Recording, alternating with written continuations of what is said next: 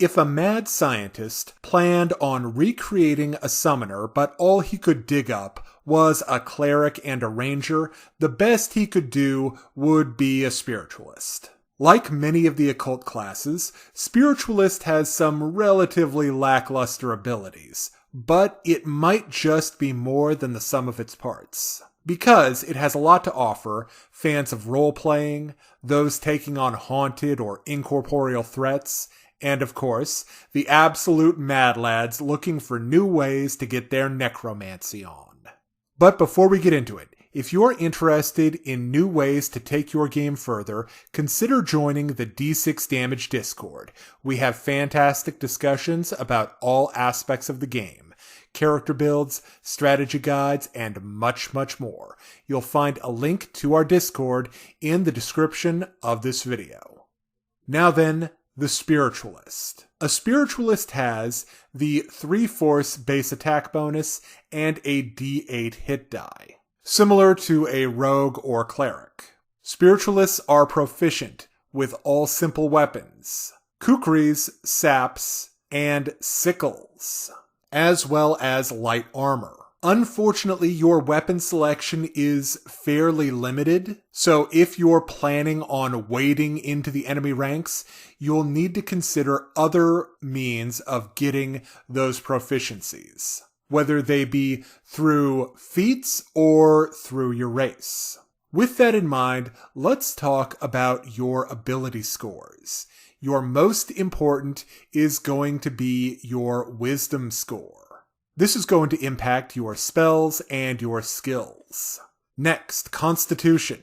This impacts your hit points and your survivability. You'll also want to consider Strength or Dexterity. Dexterity has a role to play with your AC or your ability to hit with a ranged weapon, and Strength, of course, impacts your ability with a melee weapon.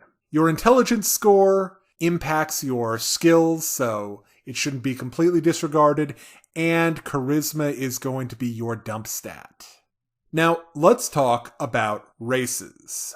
As a Spiritualist, you could do well with a Dwarf. They have the right ability score bonuses for it, Constitution and Wisdom. One of the best options that you have is Human. You get a bonus feat, so you could grab proficiency with a weapon that you like. You also have a fantastic favored class bonus that lets you give your Phantom an additional hit point or skill point per level. The story is similar with half-orcs, who have a similar favored class bonus, but they can only give a Phantom the additional health. Now, let's talk about the defining class feature of the Spiritualist, the Phantom. This is fundamentally going to be more like an animal companion for a ranger than it is like the eidolon of a summoner. You have fewer options for customization, but they do scale better than an animal companion and will get noticeably stronger as you level. You can harbor your Phantom in your consciousness. I'll explain more about that when I talk about the shared consciousness class feature.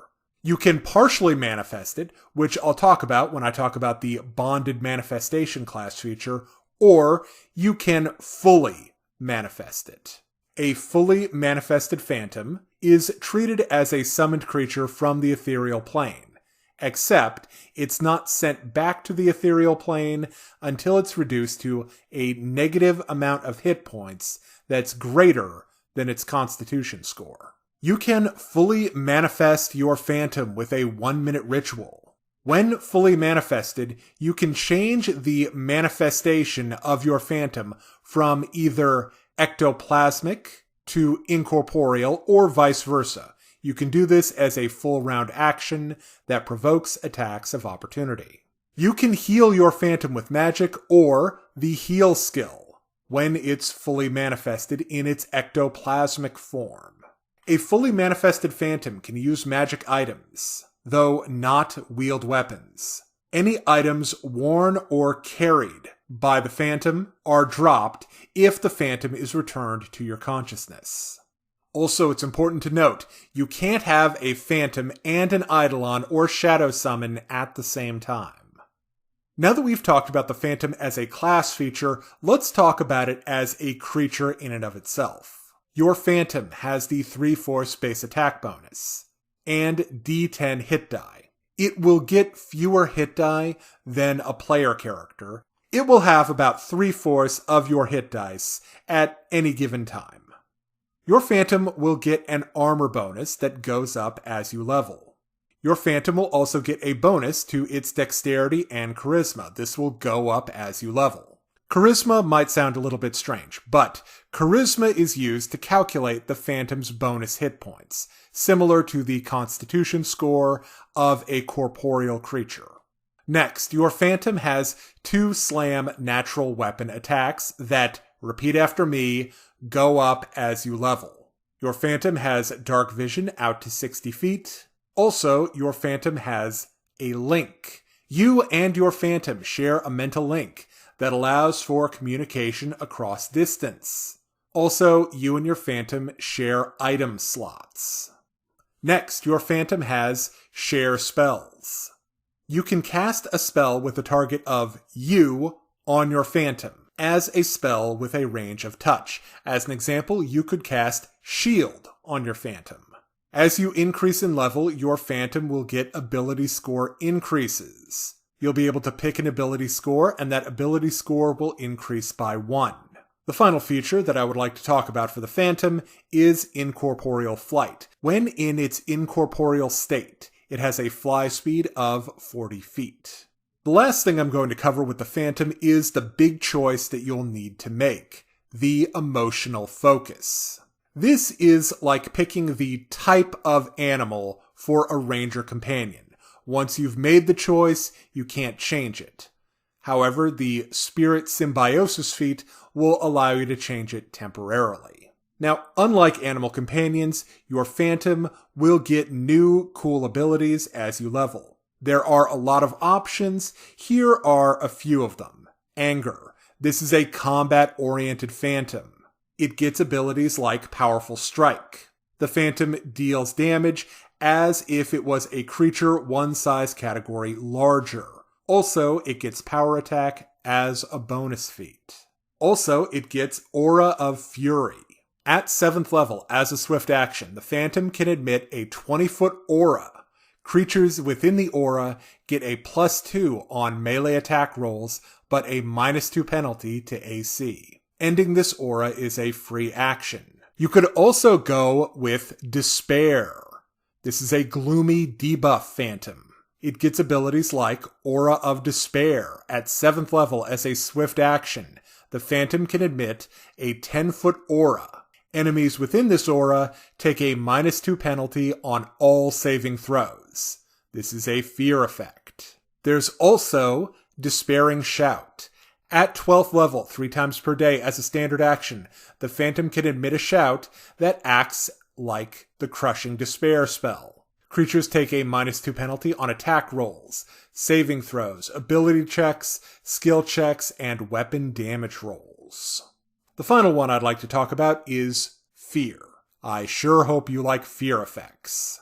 A Fear Phantom has Horrifying Strike. If the Phantom hits a creature with a slam attack, that creature must succeed a will save or be shaken for 1d4 rounds. There's also Increase Fear. At 7th level, as a swift action, the Phantom can emit a 20-foot radius aura that amplifies the fear condition of enemies within the aura if they fail a will save. A shaken creature becomes frightened, a frightened creature becomes panicked, and a panicked creature cowers. Now that you have a better idea of how the Phantom class feature works, let's talk about some of the other class features of the Spiritualist. Starting with Shared Consciousness.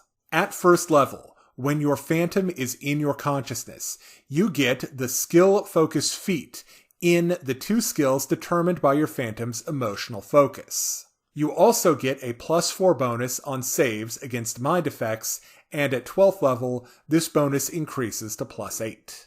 Also, once per day, if you fail a save against a mind effect, as an immediate action, you can shunt the effect into your Phantom.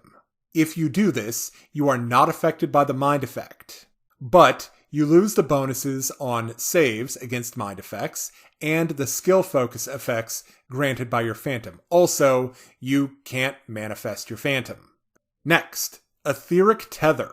Whenever your phantom takes enough damage to send it back to the ethereal plane, you can, as a reaction, sacrifice a number of hit points. Each point you sacrifice in this way prevents 1 point of damage dealt to the phantom.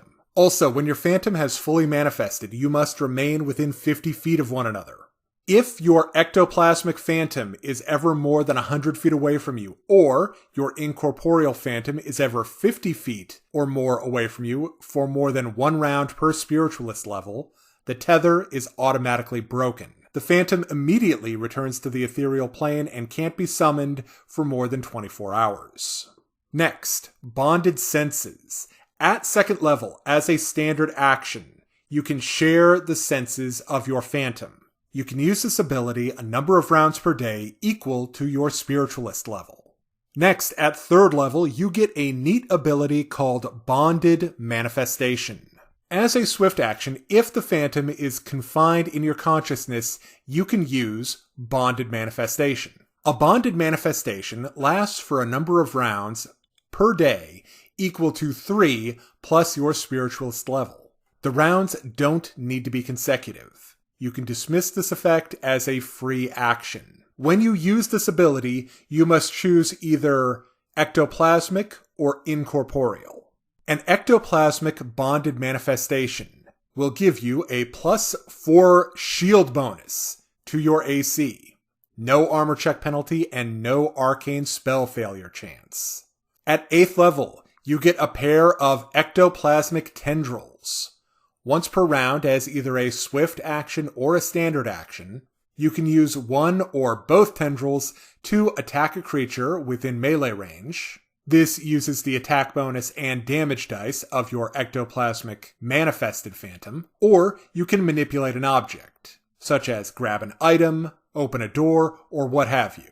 Also, at 13th level, your AC bonus will increase to +6. Your other option is the incorporeal bonded manifestation. You get concealment against ranged attacks. Also, at 8th level, your melee attacks, unarmed strikes, and melee weapon attacks are treated as if they had the Ghost Touch magic weapon special ability. And at 13th level, you can take a standard action to become invisible until the start of your next turn.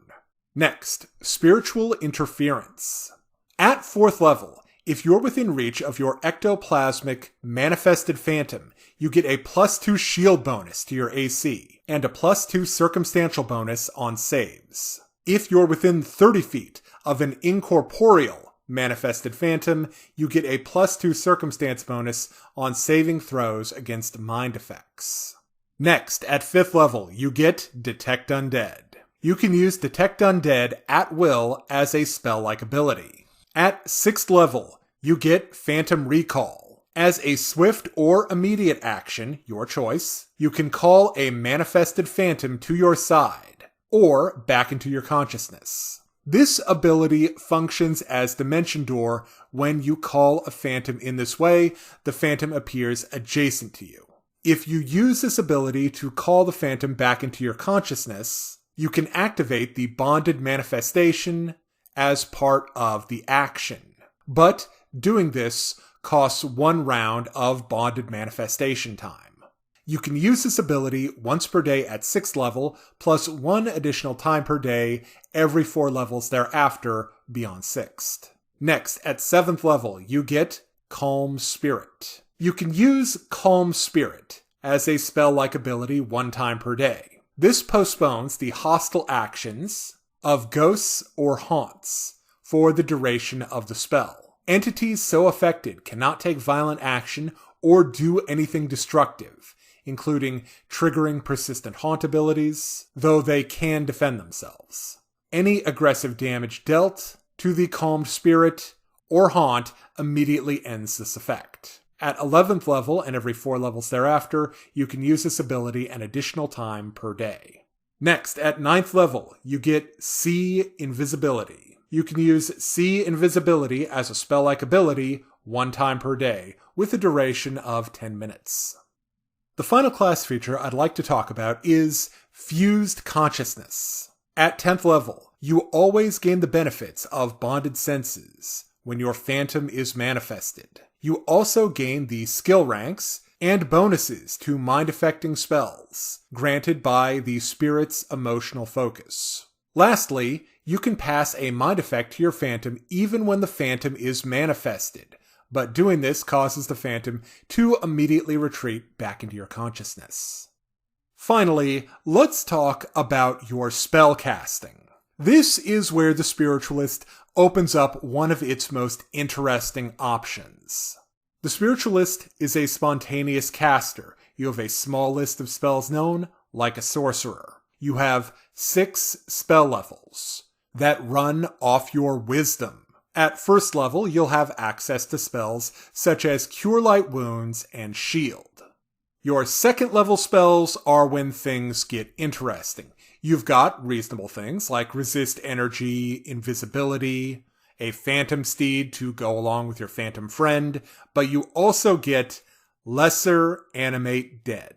As a Spiritualist, you can create undead minions, similar to how a necromantic cleric can raise a whole bunch of skeletons. And the best part is your undead creations can join your phantom and you yourself in all of the fighting fun.